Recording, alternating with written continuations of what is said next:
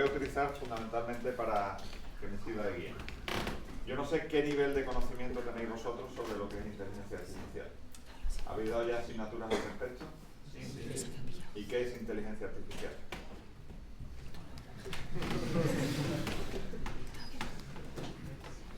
¿Qué significa? Cuando os preguntan o cuando os explican qué es inteligencia artificial, ¿qué os dicen qué es? Son muchas cosas, ¿no? Muchas cosas. A ver, cuéntamelas. Pues, a ver, la gente se suele ir a redes neuronales lo primero, pero no solo es eso, ¿no? Porque, ¿Perdón? que la gente se suele ir a redes neuronales lo primero, pero no solo es eso.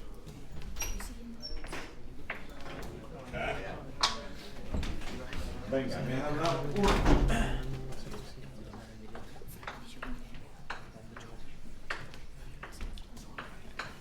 redes neuronales. ¿Eso es la inteligencia artificial? Venga, más cosas.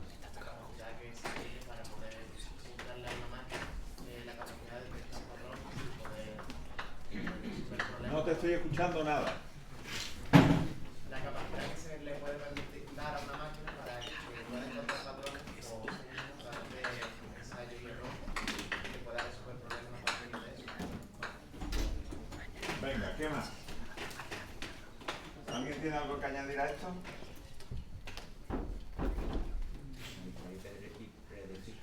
Analizar y predecir.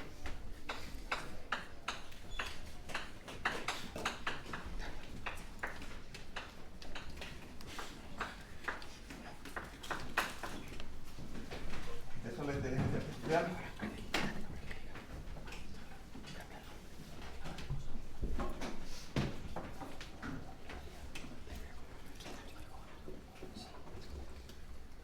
Habría que mencionar el aprendizaje.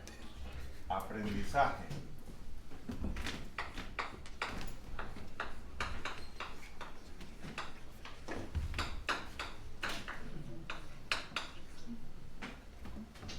¿Qué más?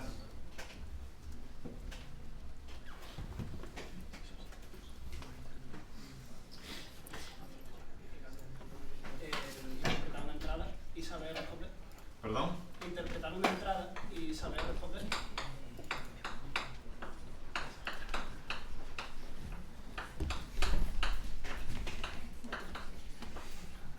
¿Eso? ¿Entrada, salida? ¿Alguien tiene algo más que añadir? Imitar el razonamiento humano. ¿Perdón? Imitar el razonamiento humano. Imitar el razonamiento humano.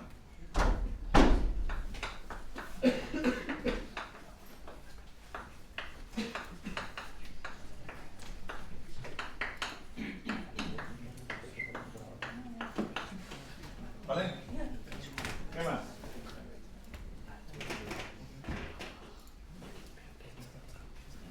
Hay una definición de inteligencia artificial de la Universidad de Duke, que no puedo decir cuando mi madre está delante, pero básicamente dice que es como el sexo en la adolescencia, que todo el mundo habla de él, pero nadie sabe lo que es. Pues esa es una realidad. Cuando se habla de inteligencia artificial, normalmente hay muchas cosas metidas dentro y todo el mundo habla, es inteligencia artificial. Estupendo, ¿por qué? Porque no está muy claramente definido o hay definiciones diversas. ¿Está claro? Lo que sí que tenéis que tener claro cuando se habla de inteligencia artificial es que detrás de lo que hay son modelos matemáticos. Modelos matemáticos numéricos. Por tanto, lo que estamos haciendo es conseguir que modelos matemáticos numéricos tengan unas entradas y den unas salidas relativamente complejas.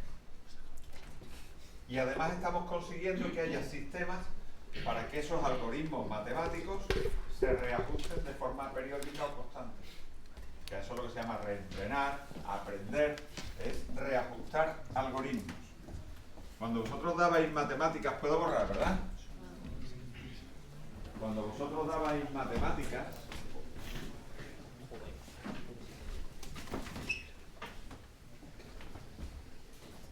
estudiabais algo que se llamaba regresión.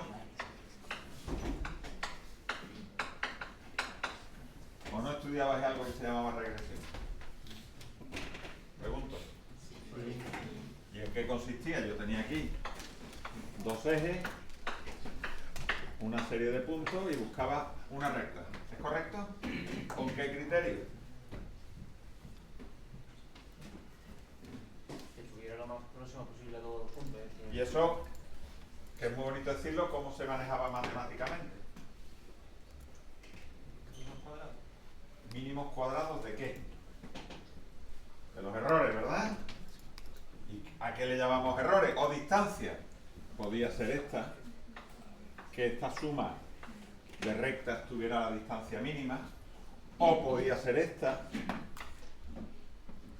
¿eh? O podía ser la vertical, dependiendo del criterio que nosotros pusiéramos. Es así, ¿no? Y si en vez de una recta me decían que podía usar un polinomio, dependiendo del grado, yo era capaz de hacer cosas así. ¿Es correcto? ¿Y qué pasaba con los polinomios cuando me salía de la zona de ajuste? Se iban al garete, ¿verdad? Las rectas, polinomios no sabíamos a dónde ir, pero podía irse lejos. Entonces, si yo jugaba fuera de la zona de ajuste, el polinomio podía darme resultados disparatados. ¿Eso es correcto? Sí. Pues eso es lo que se hace en inteligencia artificial. No se hace nada más. Exactamente esto o esto. ¿La diferencia cuál es?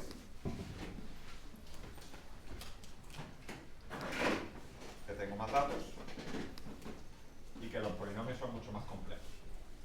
Y que en vez de tener 2 ejes, pues tengo 500 ejes. Y ya no los puedo ver. Empieza a oscurecerse en mi cabeza porque ya no sé lo que estoy haciendo. Pero estoy haciendo esto.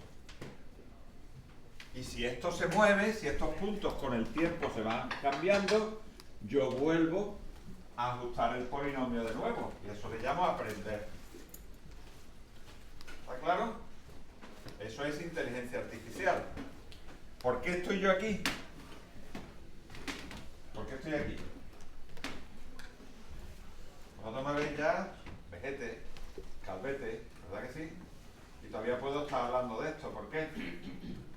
Porque lo que se hace en inteligencia artificial no ha cambiado mucho en muchos años, aunque parezca que sí.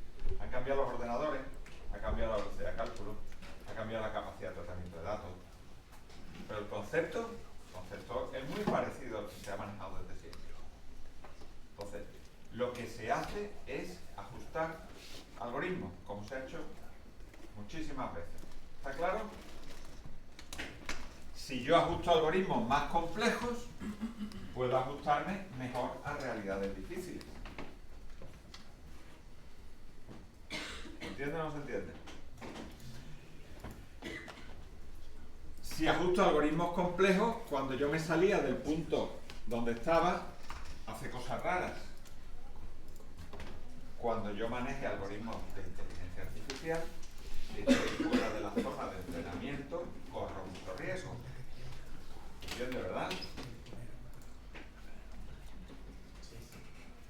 ¿Todo claro hasta ahora? Sí. Bien, yo no quería hacer la duda y preguntas al final, pero creo que mejor. Dudas y preguntas. Comentarios. ¿Nadie tiene comentarios, dudas o preguntas? Vale.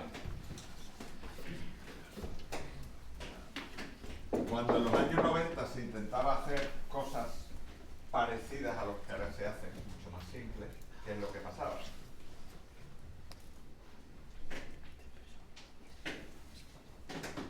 Que faltaba potencia de cómputo, ¿no? Que los ordenadores no podían. Por tanto, cuando me dice, ¿por qué no se ha hecho esto antes? Porque no había tecnología para hacerlo. Porque todo el esquema informático, electrónico que estamos manejando no existía. Entonces tenía muchas dificultades para ajustar numéricamente esa cantidad de información. ¿Ok? ¿Alguna otra duda sobre qué es inteligencia artificial? ¿Es pura matemática? Y yo te voy a decir, es muy simple, no es muy simple, pero conceptualmente es muy simple. ¿De acuerdo? Segunda cuestión. La inteligencia artificial... Bueno, vamos a poner otro concepto en la mesa. Venga, ¿qué es Big Data?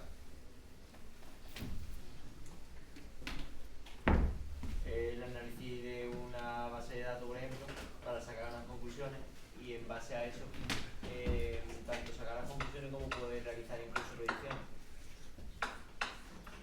O sea, para ti Big Data es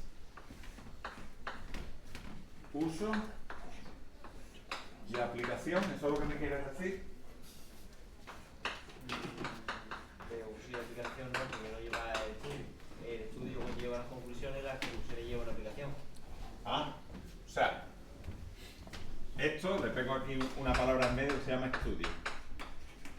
¿Todo eso es Big Data? A grosso modo. A grosso modo. ¿Quién dice algo diferente? El análisis de cantidades masivas de datos, ¿no? Muchos datos, ¿no? Muchos datos. ¿Por qué necesito Big Data para ajustar modelos matemáticos de inteligencia artificial? La gran cantidad de parámetros que puedan recibir, que se pueda... Porque quiero representar realidades complejas y por tanto necesito muchos datos para estar seguro que represento realidades complejas. ¿Es cierto? Entonces, cuando se habla de Big Data se habla de dos cosas dependiendo quién lo nombre. Si lo nombran los informáticos, aparece él, tengo que manejar muchos datos.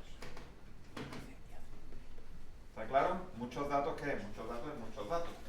Y yo, como no soy informático, no sé, pero muchos datos, muchos. Ya habláis de megateras, yo no sé de qué habláis, pero de muchos datos, ¿es cierto? Ese es el problema informático, que es el problema que a mí menos me interesa. ¿Por qué? Porque yo no soy informático. Ese es un problema de otro.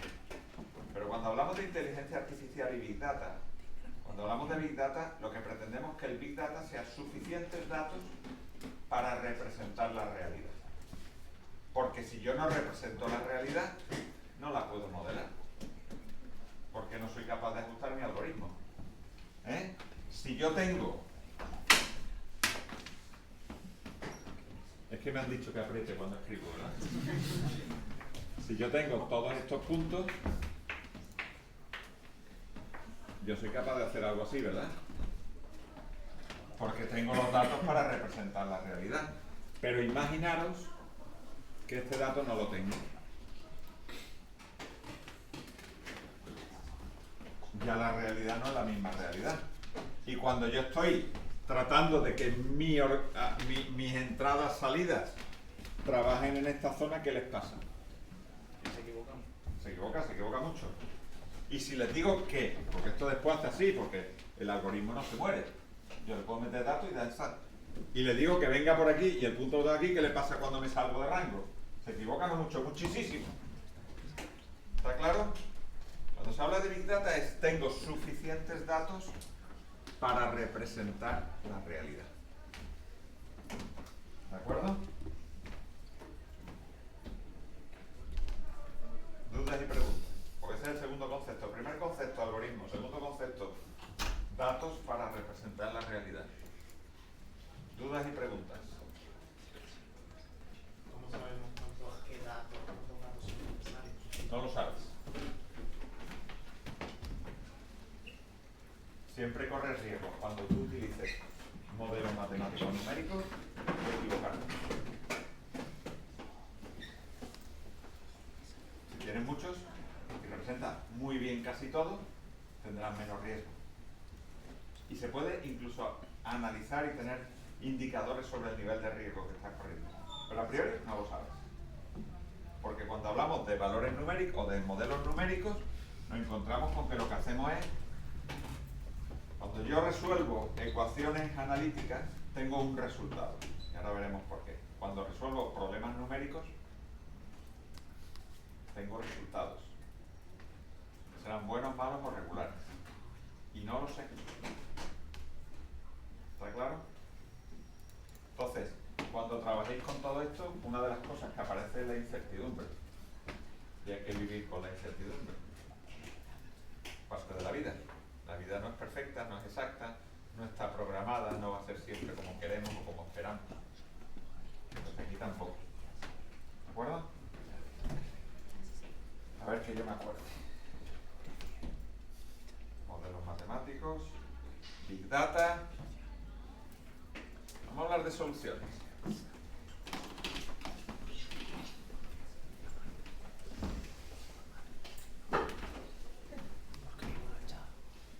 Mario me ha dicho, como yo conozco a su padre, pues entonces le voy a poner bien. Me ha dicho una cosa interesante.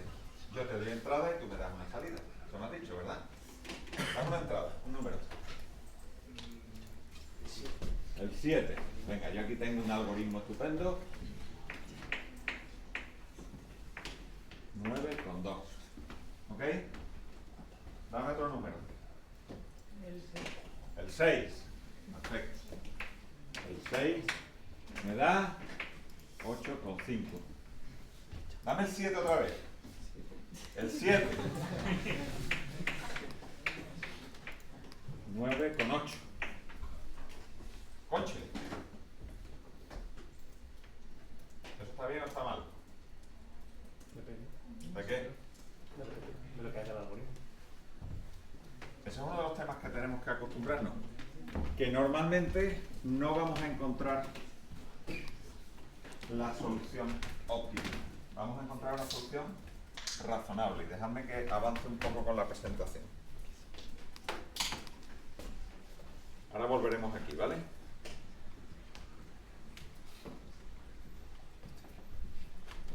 Cuando vosotros buscáis una solución, alguien me ha dicho, busco el mínimo de los errores. ¿Estamos de acuerdo?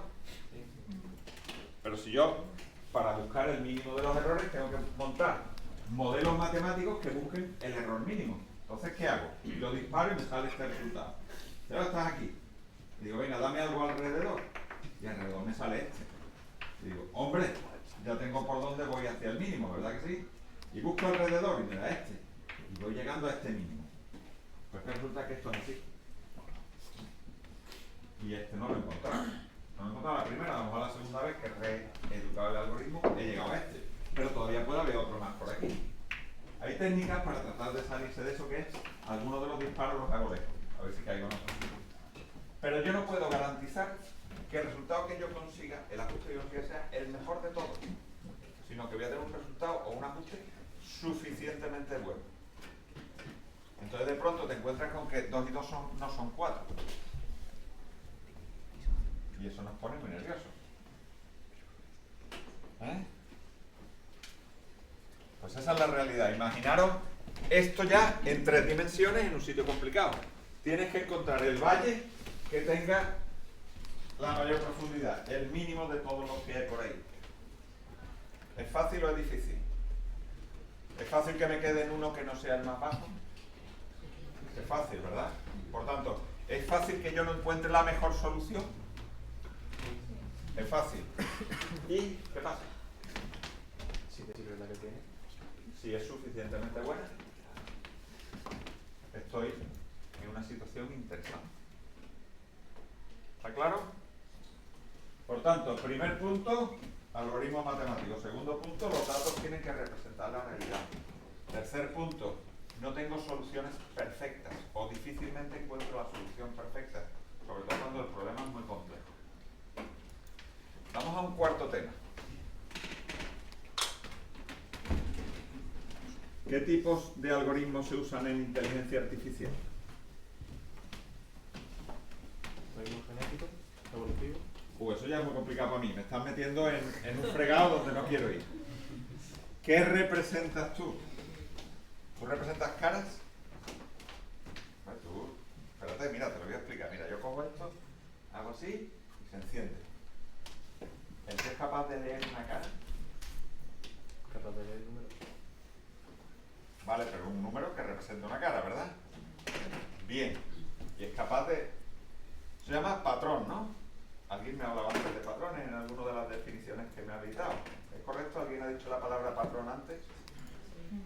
Yo tengo modelos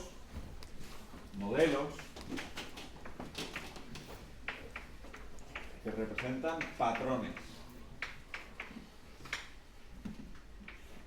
¿Ok? Y eso funciona. Y funciona cada vez mejor.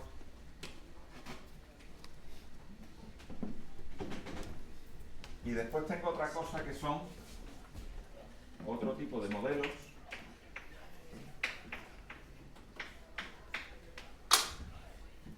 ¿Va a llover mañana?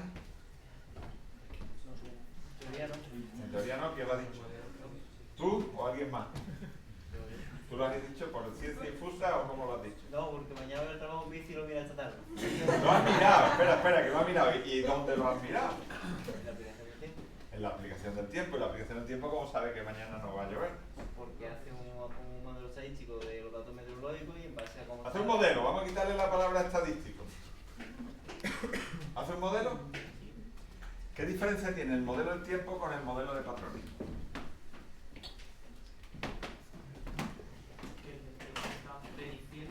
Que está prediciendo. ¿Eso qué significa? Que he metido algo interesantísimo. He metido el tiempo. Y hablamos de series temporales. Cuando meto el tiempo, cambian muchas cosas. ¿Vale? ¿Cuál es la diferencia entre el tiempo y otros datos? Porque a priori puede ser un dato más. ¿Cuál es la diferencia entre el tiempo y otro tipo de datos?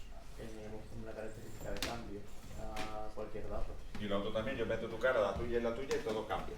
Pero es estático, o sea, tipo dado una base, esos datos evolucionan a lo largo del tiempo. Y los datos pueden evolucionar a lo largo del espacio. Si estoy mapeando las caras de todos los que estáis aquí y me voy moviendo, voy cambiando los datos a lo largo del espacio. Entonces, ¿cuál es la diferencia entre el tiempo y el espacio? O entre el tiempo y otros datos. Que el espacio lo puedes explorar hasta cierto punto, pero el tiempo simplemente transcurre, no lo puedes navegar con todo. Tiempo no lo puedo comprar. Y el resto sí.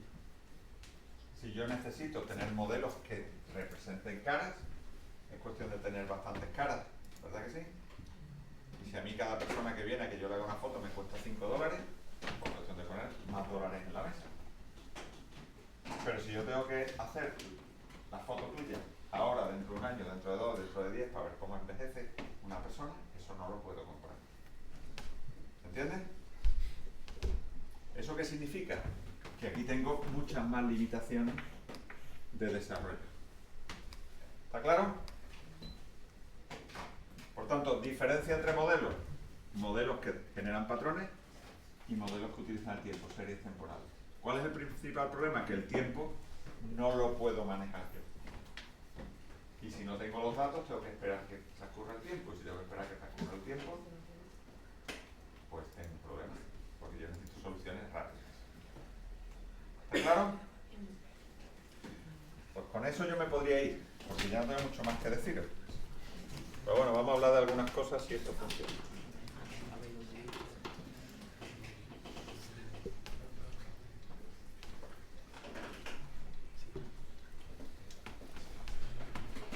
Bien.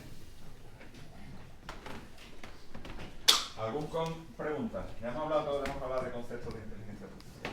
¿Suficiente? ¿Os ha servido? ¿Dudas y preguntas? Entonces, cuando vengan a contar, no vais a saber lo que es la inteligencia artificial, yo tampoco lo sé, pero por lo menos voy a tener ciertas ideas claras. ¿De acuerdo? Y acordaros que el Big Data tiene un componente informático que maneja muchos datos, eso es un problema vuestro, que sois informáticos y yo ahí no voy a entrar, pero tiene un componente que es, tengo que representar la realidad. Y cuando me salgo de la realidad, empiezo a tener errores graves. ¿Está claro? Hay un área de desarrollo muy interesante y es que, a priori, la inteligencia artificial tiene muy difícil innovar si lo comparamos con el hombre. Porque cuando te sales de la zona donde tú representas las cosas, tienes muchos problemas. Pero ya empieza a haber algoritmos que están ayudando a ver cómo pueden trabajar saliéndose de las aulas. Entonces, dentro de poco habrá algoritmos que innoven. De hecho, ya los hay. ¿De acuerdo? Entonces, vienen muchas cosas interesantes. Buenas o malas, Dios dirá. ¿Cómo se pueden manejar? Creo que lo van a contar después. Pero lo que es seguro es que vienen cosas interesantes. ¿De acuerdo? Y ahora vamos a hablar de otra cosa. Cuando acabéis aquí, ¿qué vais a hacer? No, cuando acabéis de estudiar. Mayores, ¿dónde? ¿En el grado o en el máster? En el grado. ¿Os quedan 2 años, 1 año, 3 años? Bien, cuando acabéis, ¿qué vais a hacer? Trabajar, ¿verdad? O hacer un máster. Y cuando acabéis el máster, Otro máster. ¿No vaya a trabajar nunca porque paga papá o qué? ¿Vais a trabajar, no? Bueno, pues ahora vamos a hablar de la segunda parte, que es cómo se puede utilizar esto en los negocios. Fijaros una cosa interesante. ¿Qué pasó antes del COVID? Antes del COVID era muy importante el Internet de las cosas. Es decir, yo quería llegar a mi casa,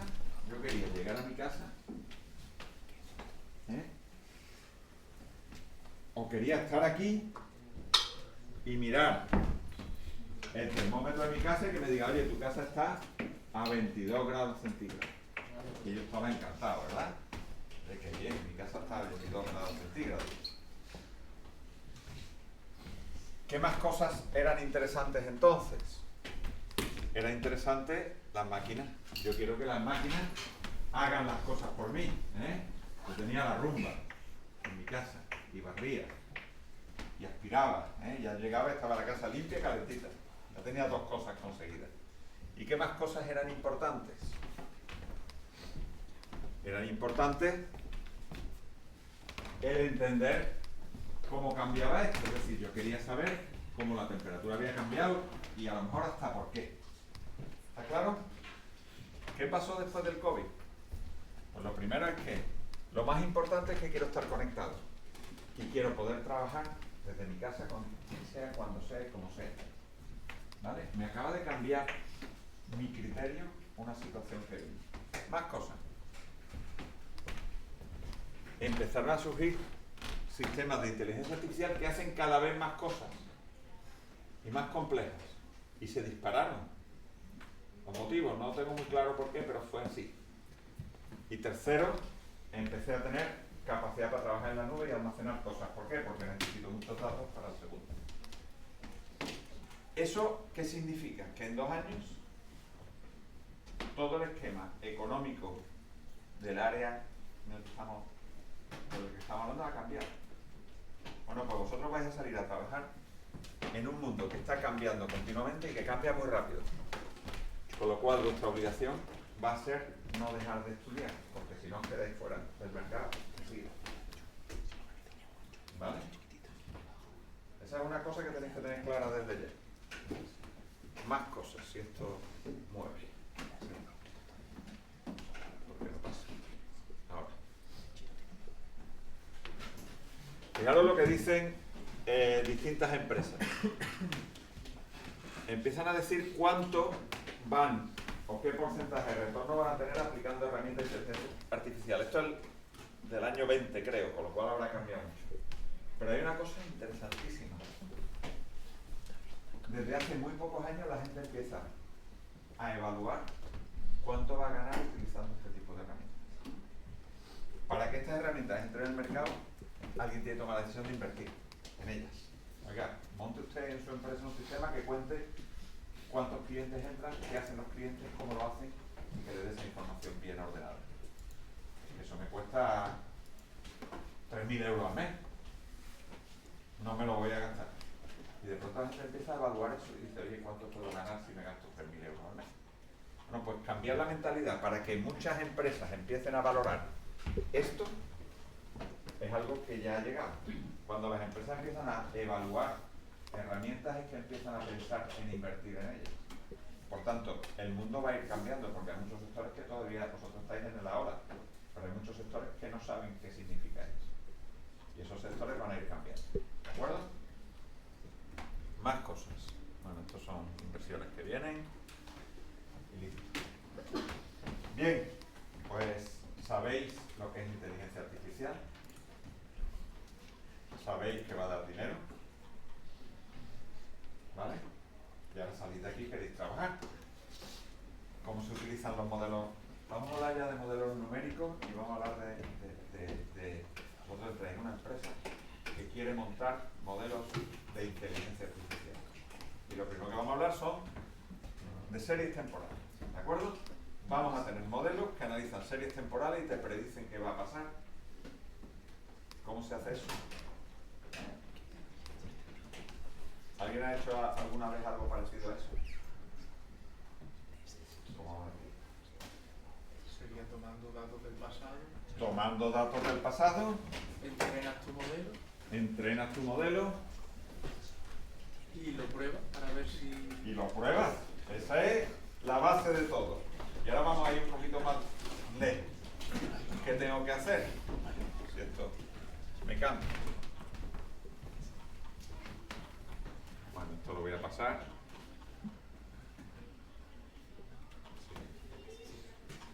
La primera cuestión, tengo datos. Vosotros habéis trabajado con base de datos, ¿verdad? ¿Cómo son los datos muchas veces? No estructurado. Tengo outlier, tengo datos en blanco, muchos están no estructurados, los tengo que manejar, otros son una porquería de datos. Entonces tiene que haber un trabajo sobre el dato, tengo que limpiar datos. Y tengo que hacer una cosa que es ayudar a la máquina. Si la máquina tiene que ajustar decenas de millones de datos, le cuesta mucho y además genera más errores. Si yo soy capaz de darle a la máquina algo más trabajado, donde le digo qué datos son los importantes o probablemente sean los importantes, ayudo a la máquina a ajustarse. ¿Está claro? Y os voy a poner ejemplos. Nosotros trabajamos mucho con el sector agrario. Entonces, yo voy a modelar, por ejemplo, cuánto va a producir un campo de olivo. Mire usted, tengo una finca de 10.000 hectáreas. Quiero saber la producción por fin. Perfecto. ¿Es usted capaz de decírmelo? Sí. Así, ¿qué profesionales tiene? Pues mire, yo tengo un informático, un matemático. Pero que no saben de algo, ¿no? Digo, no. Dice, entonces, ¿qué va a hacer usted? Digo, pues usarle a usted. Dígame qué cosas son importantes. Pues mira, para saber la producción de aceite es importante el frío que pasa en febrero. Qué interesante, el frío en febrero. Las lluvias de mayo. El viento en mayo con la polinización. Es importante en agosto que haya un periodo de calor de no sé qué. Y es importante tal. Entonces digo, hombre, ¿cuánto tiempo lleva usted trabajando en este sector? No, yo soy ingeniero agrónomo, llevo trabajando 20 años, más o menos con esto. Y oye, pues esa información es importante, ¿verdad? Si yo cojo y genero lo que se llaman atributos, es decir, cojo datos que están relacionados con esos condicionantes cualitativos y se los doy al algoritmo estoy diciendo, trata de utilizar esto con preferencia. Y le estoy facilitando la vida. Pues el algoritmo funciona mejor. Entre otras cosas porque normalmente no tengo tantos datos como para que pueda tener millones de iteraciones de ajuste. Entonces, tenemos que limpiar los datos y tenemos que analizar los datos y tenemos que crear lo que se llaman atributos. Y llegamos aquí, tenemos datos analizados y estructurados o relativamente estructurados. Y después puedo ajustar un modelo predictivo. ¿Está claro? Y cuando ajusto el modelo predictivo puedo hacer muchas cosas. La primera cosa es, oiga, que yo no me fío de usted. Que a mí que usted me diga que yo riegue mañana no me vale. Yo quiero regar yo. Pero, hazme un favor, pónmelo todo bien en la tablita, que yo lo vea en un gráfico, que vea cómo ha pasado, cuánto ha llovido hasta ahora, qué tiempo va a hacer, y ya yo tomo la decisión. Eso es el paso 1. Yo cojo los datos y se los doy bonito y ordenado a tu cliente. Y tu cliente los utiliza. El paso 2 es, oye, olvídate, te voy a decir lo que va a pasar, y ahora tú decides. El paso 3 es, como ya sé lo que voy a pasar, te voy a buscar la acción que maximice el beneficio sobre lo que va a pasar. Ese es el paso 3. ¿Vale? Entonces, yo te doy los datos, yo te digo qué va a pasar, o yo te digo lo que tienes que hacer. Cada vez que yo avanzo en esa cadena, lo que yo hago vale más. ¿De acuerdo? Bueno, pues tendréis que trabajar haciendo todo eso. Y todo eso ya sí es trabajo informático puro. Y esta os dejaré la presentación para que la pase si quieres. Ay, Dios mío. Bueno, esto no me quiero parar. Esto lo hemos visto.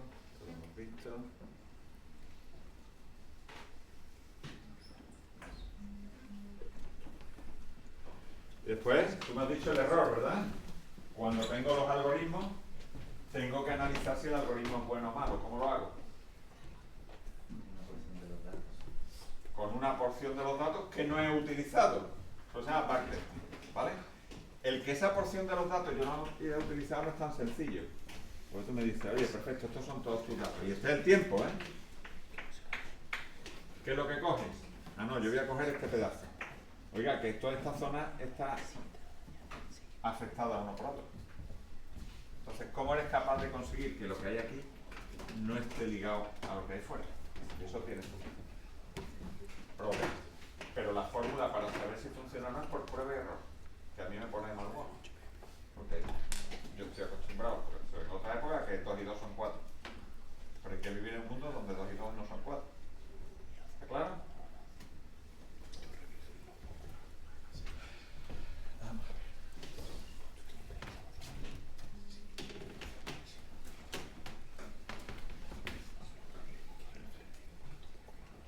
Pásamelo.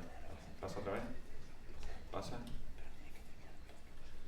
Bueno, aquí tenéis distintas series temporales. Cuando tengáis series temporales, cuando manejéis datos, hay una cosa que se llama ruido. El ruido significa que en las mismas condiciones yo no voy a medir siempre lo mismo. Porque los elementos que miden no son perfectos, porque la transmisión de la información no es perfecta, por el almacenamiento de la información no es perfecta. Eso se llama ruido. ¿De acuerdo? Si el ruido es muy grande, no puedo utilizar los datos. Y después hay otras cosas que son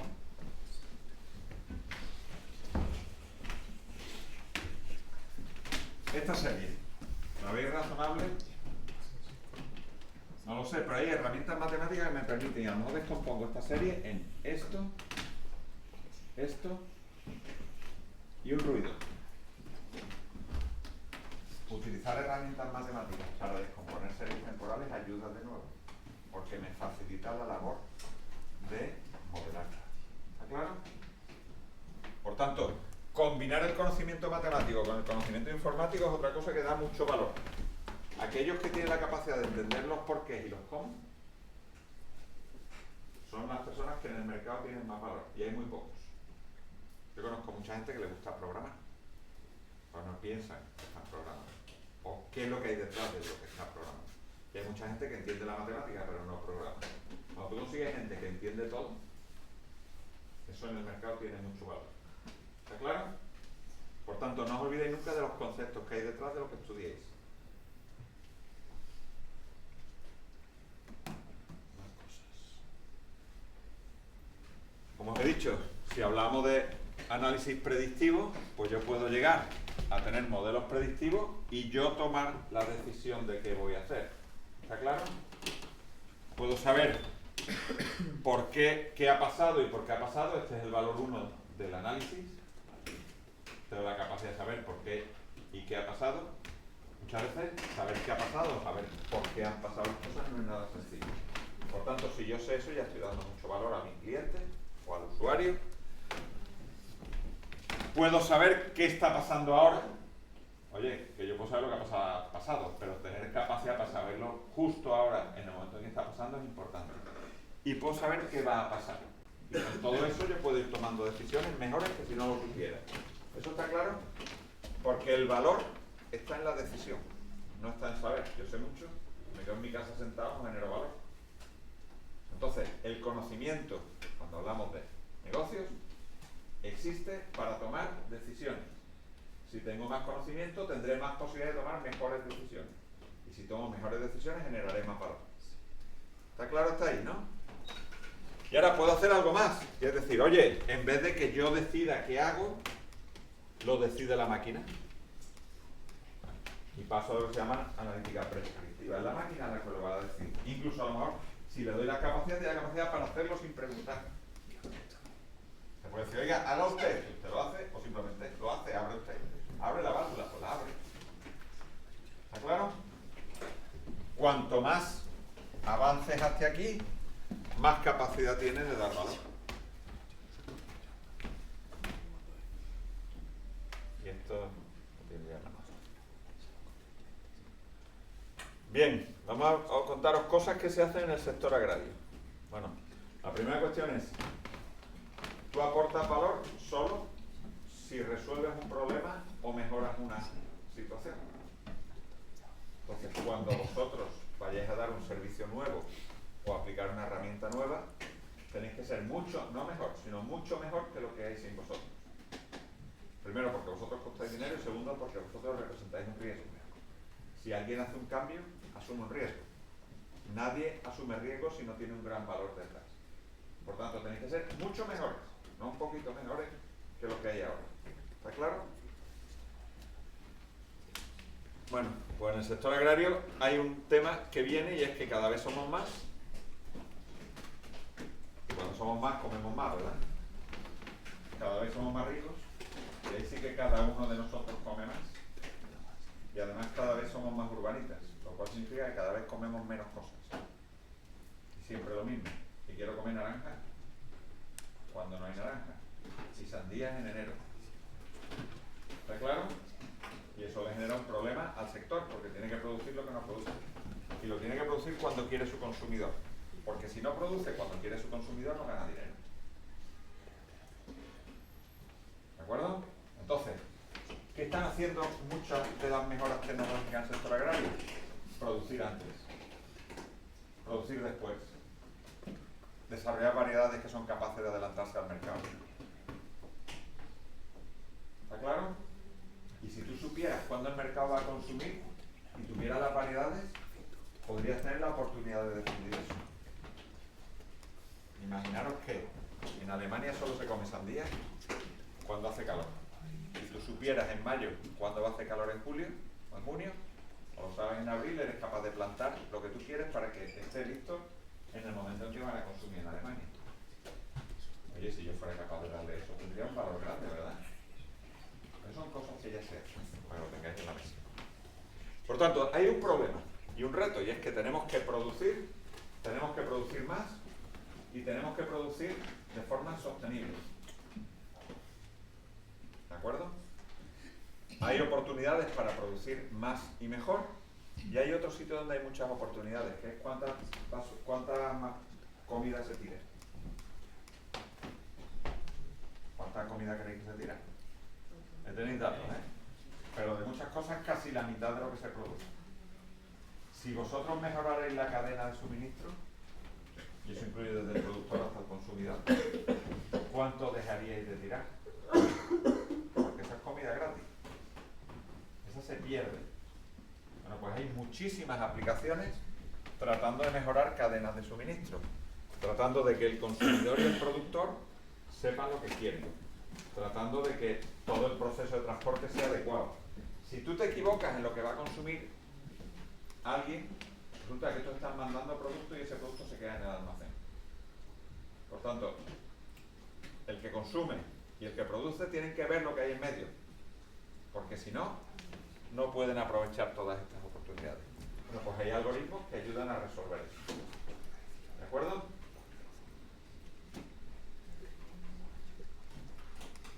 Más cosas. Esto es lo que está pasando en el campo. Hasta hace 10 años nadie tomaba datos. Datos con sensores. ¿Está claro? ¿Por qué? Porque el sector no lo puede pagar. Yo la primera vez que estuve en una reunión donde hablaban de sensores en el sector agrario, decía, no, he desarrollado un sistema de sensor que mide la temperatura del suelo. Digo, yo lo veía aquello y digo, esto existe de hace 50, 100 años, no sé qué han inventado. Decía, no, es que vale 3 euros. Entonces cambia el mundo. Bueno, pues cuando esto avance, voy a poder tener muchos más datos para representar de verdad la realidad, porque el sector agrario tiene un problema, y es que depende del tiempo. Cada temporada es una condición diferente y los tiempos son muy largos. Estamos hablando de un año. ¿Está claro? Eso, por ejemplo, parcialmente lo puedo resolver. ¿Cómo lo resolveríais? ¿Cómo trataríais de minimizar el impacto de tener que esperar 15 años para tener toda la información?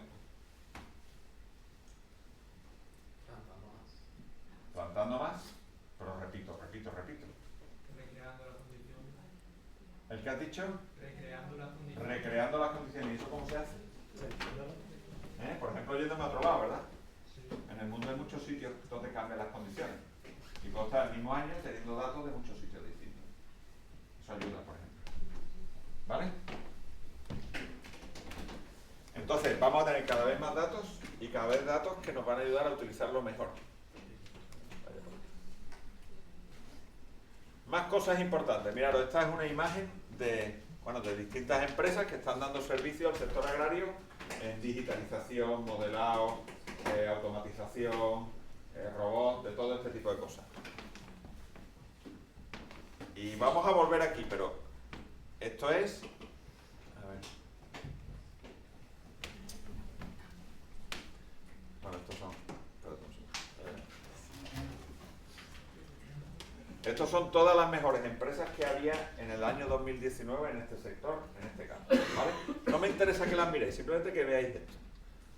Vamos hacia atrás, a ver si esto va atrás.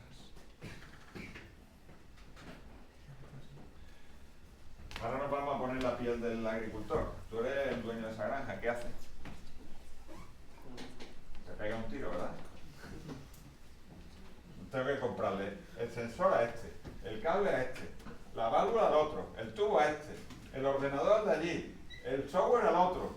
Y yo que estoy aquí cultivando tengo que hacer un máster detrás de otro para poder tener esto en marcha. ¿Eso por qué ocurre? Eso ocurre porque el sector es inmaduro, porque todavía no hay soluciones que sean mejores que otras.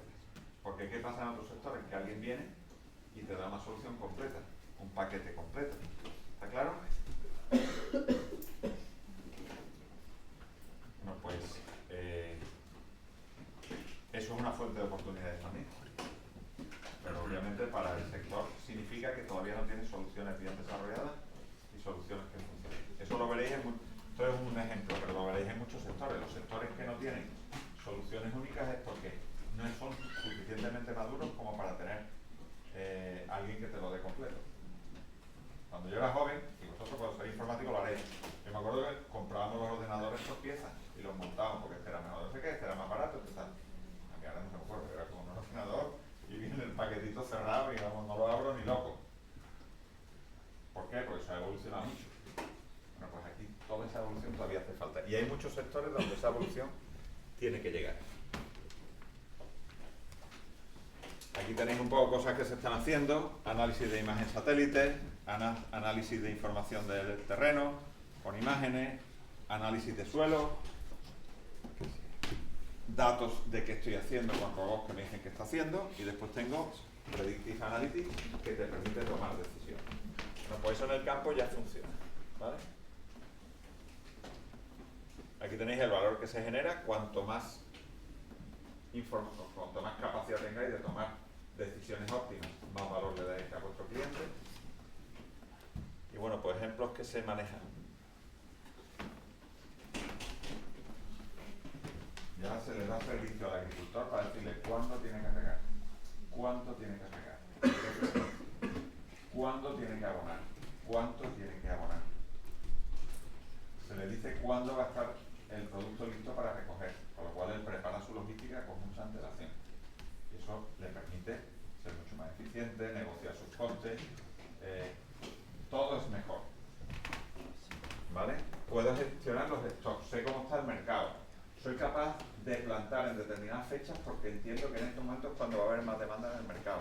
Entonces, todas esas cosas están optimizando ya la capacidad de producción del mercado.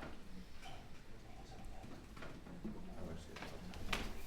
Pásala. ¿Tú puedes pasarlo? Sí. Vale, pásalo. Ah, bueno, ya está. Ya no llegamos mucho más. ¿Listo? Bueno, pues listo. ¿Dudas, preguntas, comentarios?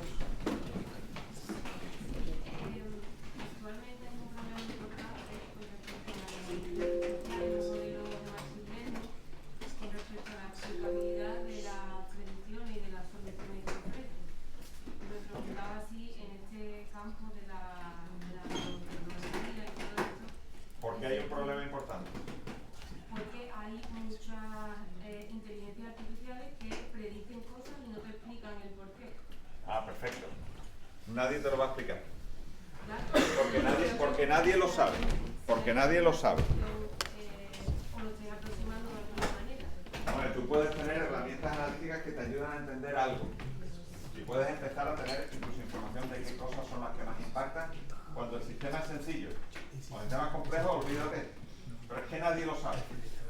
Y la diferencia, el problema que hay es que en mi generación nosotros queríamos saber los porqués.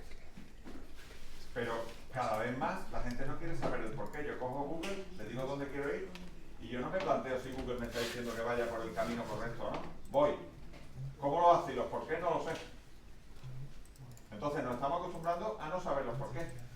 Pero voy más lejos. Cuando tú vas al médico y te receta una pastilla, ¿tú sabes el porqué? Pregunto, ¿sí o no? Esa es una respuesta rápida. No. ¿Y te la tomas? Sí. ¿Por qué? Porque te fías. Entonces has pasado de entender a fiarte. Bueno, pues se llama argumento de autoridad. Los algoritmos empiezan a tener argumentos de autoridad. Entendemos que van a funcionar bien. Y me fío. Ha sido duro. Pero claro, la gente me dice, oye, ¿cómo voy a tomar esta decisión de negocio si no sé por qué? Y digo, no, tú la de negocio no la tomes, pero cuando te vas a operar la tomas nada más de gusto, ¿verdad? ¿O no? Estoy muriendo, estoy malísimo, tómate esta pastilla. No pregunto los por qué. No le pregunto cómo molecularmente actúa el compuesto para cambiar la ruta de no sé qué enzima. ¿O lo preguntas tú? Yo no lo pregunto, primero porque no me voy a enterar y segundo porque el médico tampoco se lo sabe. ¿Vale? ¿Más dudas y preguntas? ¿Cómo llevan el uso del cambio climático? Porque con... Mal. No, te está cambiando todo el esquema de datos. Os voy a poner esto en la mesa. ¿Tú has ido? ¿Quién venía en bicicleta? Vale, este señor venía en bicicleta.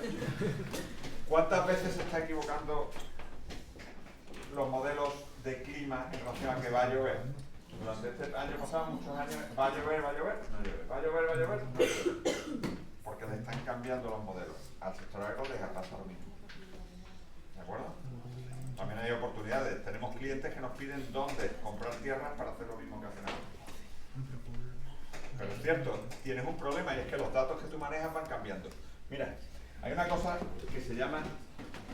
Nosotros empezamos modelando la producción de maíz en Estados Unidos, ¿vale? Y resulta que la producción de maíz es así en Estados Unidos.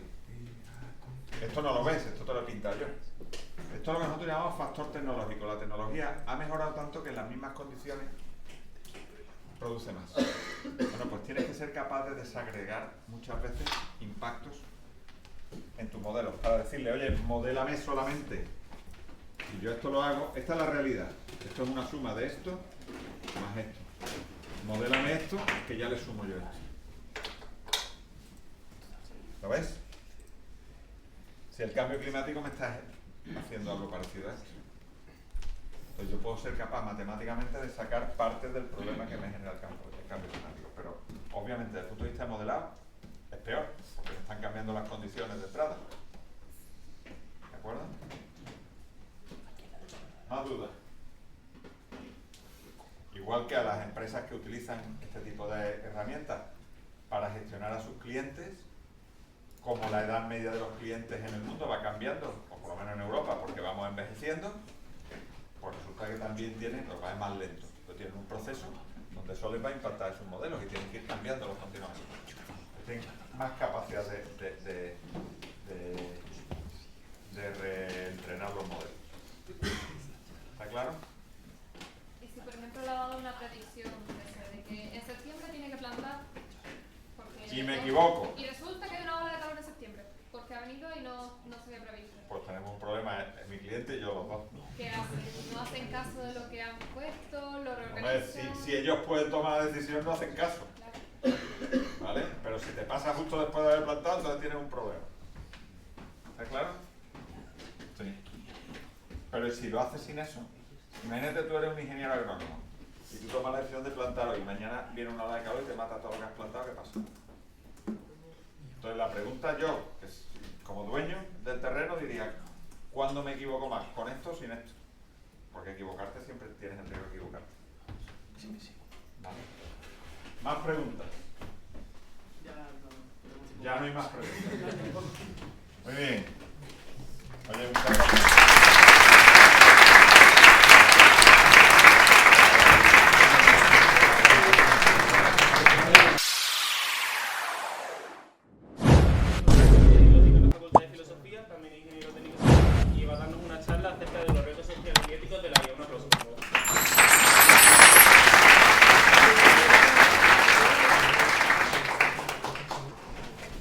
¿Se puede empezar? ¿Está Sí, sí, bien sí. lo que sea? Vale, pues nada, muchas gracias Pablo, muchas gracias a todos y todas por estar aquí asistiendo, en fin, y este rato a ver qué os cuento, ¿no?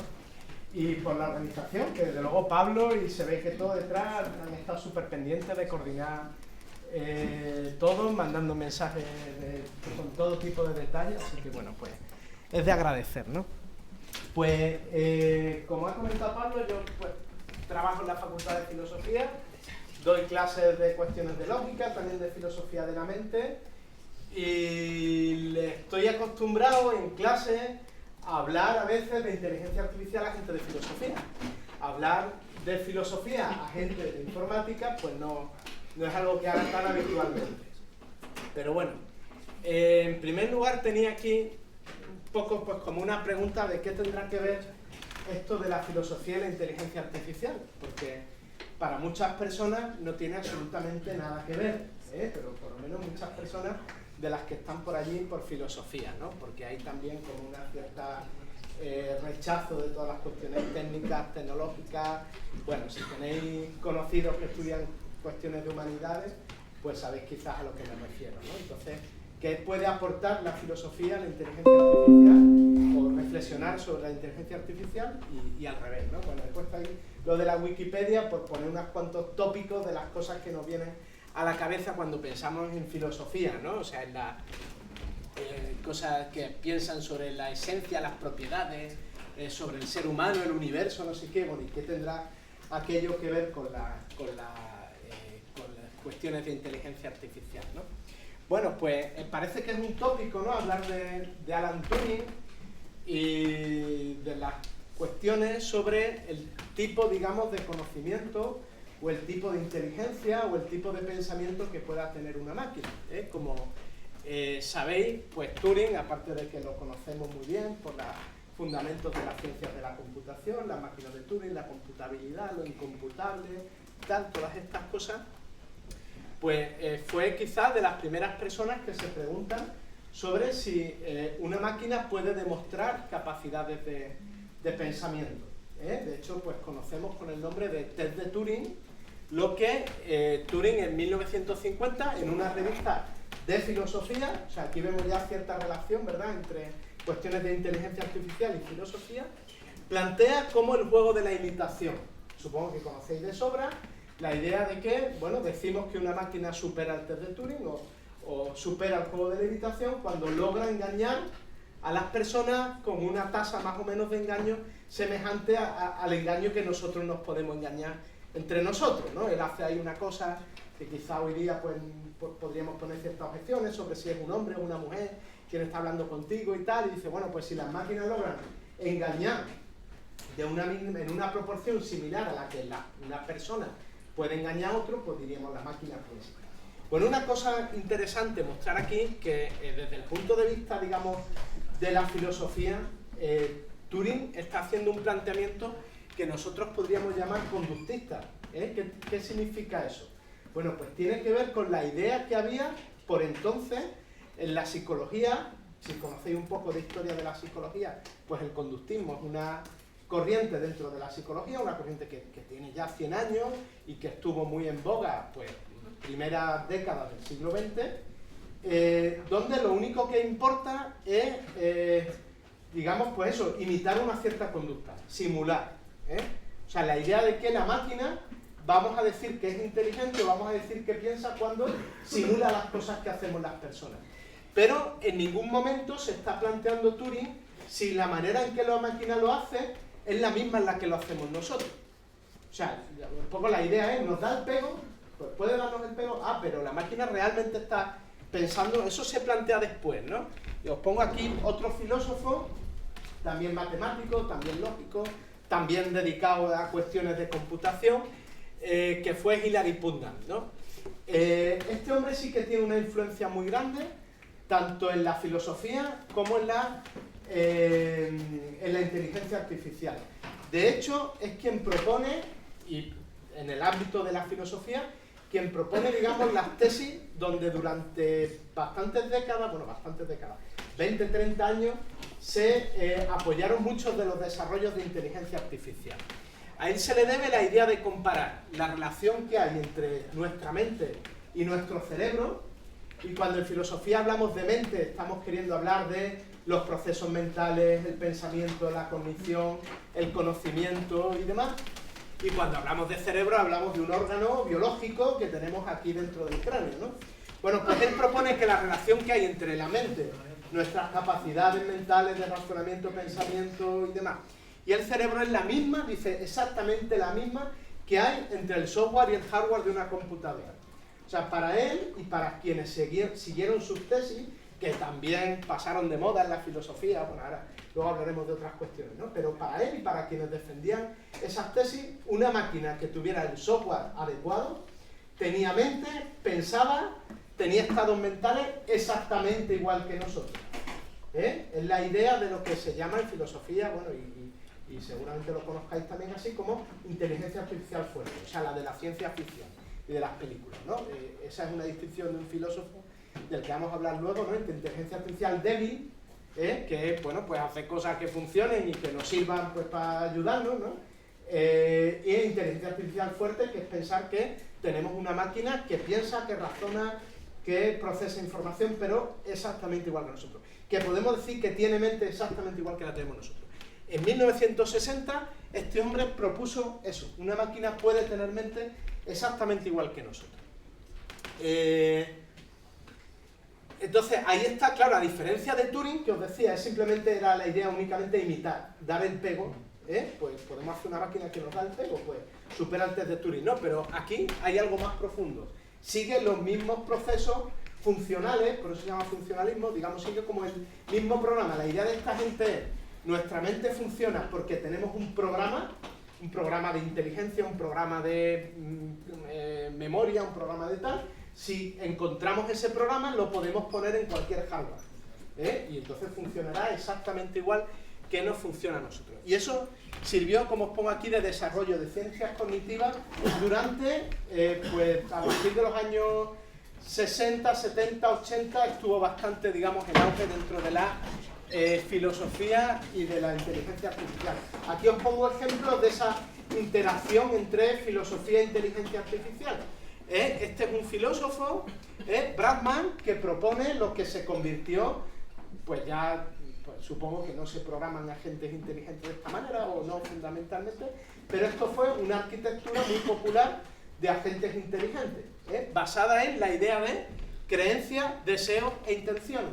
Es decir, hacemos un sistema que represente las creencias que tiene, una representación del mundo, los deseos que tiene, las intenciones que tiene, y con eso pues va a poder actuar. Y esta gente, pues basado en la filosofía, pues pensaba que podía desarrollar máquinas inteligentes exactamente como lo somos nosotros.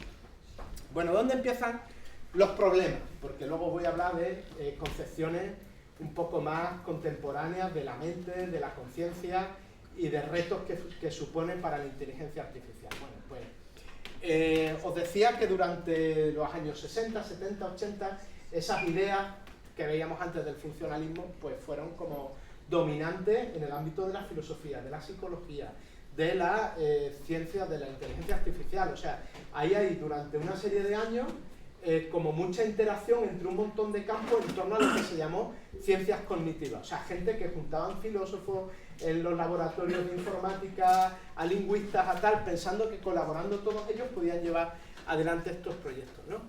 Pero aparece un problema, ¿no? O sea, que es intentar ver que realmente si le exigimos a la máquina que sea inteligente o que piense en el mismo sentido que pensamos nosotros, hay una cosa muy importante que se nos está quedando fuera, que es lo que hoy entendemos por conciencia. Y ahí el que aporta, digamos,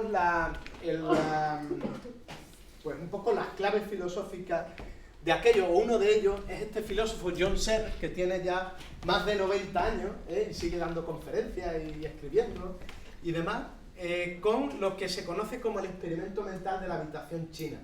Es como una de las, pues sí, un poco ideas filosóficas más populares para refutar la idea de, que es lo que decíamos antes, de la inteligencia artificial fuerte. O sea, la idea de que una máquina que siga el programa adecuado, tal, tiene mente exactamente igual que nosotros. El experimento mental, para quien no lo conozca, pues consiste en pensar que yo soy la máquina, ¿eh? Pues él pues se pone en el papel pues de los programas que había de inteligencia artificial en la época, que eran estos de los guiones, los scripts y demás, y dice, bueno, pues supongamos que yo soy como el procesador de una computadora, ¿no? Total, ¿qué hace un procesador? Pues ejecutar instrucciones muy simples. Cualquier programa que escribamos, ¿verdad? Al final lo ejecuta un procesador siguiendo instrucciones muy simples. Pues dice, pues yo voy a suponer que soy el procesador de una computadora que está manejando un programa de inteligencia artificial para usar el lenguaje natural en chino. Y yo estoy siguiendo instrucciones tipo, pues ensamblador, tipo lo que haría un procesador. Tengo un libro de reglas, claro, que lo haga yo en vez de una máquina, el tiempo tardó. Bueno, es como, pues eso, es un experimento mental, ¿no? Entonces tengo un libro de reglas que a mí en español me dice cómo manipular los símbolos que me van dando para ir procesando esa información y devolver respuestas en chino. Me llega el texto en chino, yo doy una respuesta y tal, ¿no?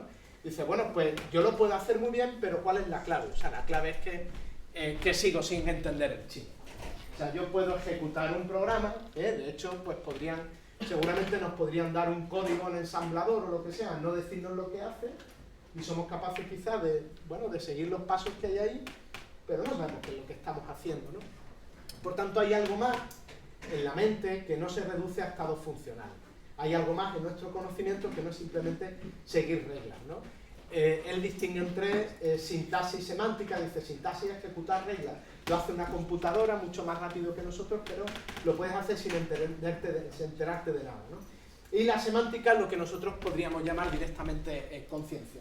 O sea, no, es que, de hecho, él dice, si ahora en vez de en chino hiciéramos lo mismo en español, pues habría una diferencia grande. Mientras que yo estoy ejecutando las reglas que me dan en el libro exactamente igual, me dan una entrada, miro el símbolo, sigo las reglas que me dicen, tipo un poco los pasos de computación de una máquina de Turing. Pero ahora en español yo sé lo que está haciendo, ¿no?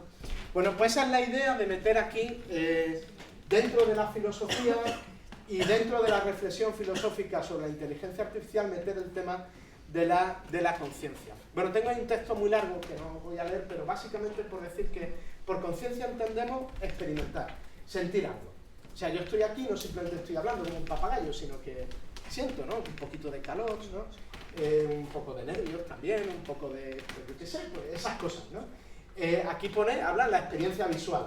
Dice, bueno, pues sales aquí, miras ahí por la ventana, dice, y hay la energía de un rayo de luz que llega hasta el ojo, la señal que llega del nervio óptico hasta la corteza cerebral, hay el metabolismo de la corteza cerebral con la sangre que se está consumiendo por ahí y tal. Pero de repente surge algo, dice que es que veo, tengo una experiencia, siento, experimento, percibo, y eso pues tiene unas características muy diferentes a las cosas a las que estamos habituados del resto de nuestra experiencia, ¿no? o del mundo físico. Bueno, pues ¿cómo explicar aquello, ¿no? Que supone un problema, ¿no? Bueno, pues vamos a hablar un poquito de qué es la conciencia y un poco con las ideas. Yo la verdad es que sigo porque también trabajo en proyectos de investigación sobre medición de la conciencia en personas que tienen, pues, que han pasado por un coma y no se han recuperado del todo, están quizás en estado de mínima conciencia, en estado vegetativo, y nosotros seguimos un poco como el marco de la teoría de la información integrada de Giulio Tononi, que es un neurocientífico italiano que trabaja en Madison, en Wisconsin, y bueno, y trabaja también con Christoph Koch, que es otro neurocientífico especializado en el estudio de la conciencia, ¿no? Bueno, cuando hablamos de conciencia, lo que no es, desde luego, no es simplemente estar despierto, ¿eh? Conciencia no es lo mismo que estar despierto. Hombre, cuando estamos despiertos entendemos que solemos estar conscientes, ¿eh? Salvo ciertos estados patológicos. Hay estados patológicos en los cuales se está despierto, se llama estado de vigilia sin respuesta, también conocido como estado vegetativo. Las personas tienen vigilia y sueño, pero entendemos que ese estar despierto no es consciente. Pero también a veces cuando estamos dormidos y soñamos, tenemos conciencia, aunque sea conciencia de nuestros sueños y paranoias que nos inventamos, ¿no? Durmiendo, pero es conciencia, es experiencia consciente, sentimos, experimentamos, tenemos sensaciones. Tampoco es estar conectado, o sea, la idea de conciencia como estar aquí y no tal, porque hay estados conscientes desconectados. El mismo del sueño y el mismo, por ejemplo, de las anestesias con ketamina, que es una sustancia que produce, pues como el LSD, ¿no? Alucinaciones de irse a otros mundos, ¿no? Ni tampoco pues la idea de reaccionar, o sea, entendemos conciencia como responder a lo que hay. Hay personas que no pueden responder, por ejemplo los que están en síndrome del cautivo, que han pasado por un daño cerebral, no tienen capacidad de responder, pero están conscientes y en algunos casos recuperan, digamos, esa capacidad de conexión con el entorno y cuentan, oye, pues yo sí que escuchaba, aunque no podía comunicarme, ¿no? Bueno, la idea de conciencia, tal como la describen ellos, tampoco voy a leer los textos, luego si queréis los pedís, o a mí, a Pablo, a los organizadores, y lo tenéis todo, ¿no? O sea, como dicen ellos, esto es de un trabajo de Tononi y Koch sobre filosofía, ellos trabajan un poco entre la neurociencia y la filosofía, dicen, bueno, pero si es que es lo más evidente, que tenemos conciencia. Dice, es el primer dato que tenemos, dice, cualquier otra cosa es una inferencia a partir de que entiendo que tengo conciencia, que tengo órganos de los sentidos y que no me engañan. O sea, esto es y hay ideas muy tradicionales de la historia de la filosofía, ¿eh? Y esto es porque hay un debate muy grande en neurociencia, en filosofía, sobre si la conciencia es real o no es real en las personas, no ya en las máquinas. Luego hablamos de las máquinas, o sea, pero que hay un debate grande, ¿eh? Incluso en las personas, ¿no? Bueno, por avanzar un poquito, esto hay que ponerse cerquita, ¿no? Bueno, he recogido aquí una serie de situaciones en las cuales es importante estudiar la conciencia e intentar también detectarla y saber dónde está. O sea, desde cuestiones de, pues eso, de la anestesia, o sea, el anestesista quiere que el paciente no esté consciente para que no sienta tal, pero tampoco se puede pasar en la dosis que le da, porque lo puede mandar a otro barrio. O sea, que realmente una anestesia es una cuestión muy delicada donde hay que trabajar, digamos, el punto en el cual pierde la conciencia sin ir más allá de aquello, ¿no? Pacientes vegetativos que se sabe que tienen islas cerebrales con actividad, pero no se sabe si ahí puede haber o no haber conciencia, ¿no? Bueno, animales no humanos, ¿no? El pulpo, ¿no? Que se dice que tiene un sistema bastante complejo, ¿no? Niños prematuros, ¿no? Y bueno,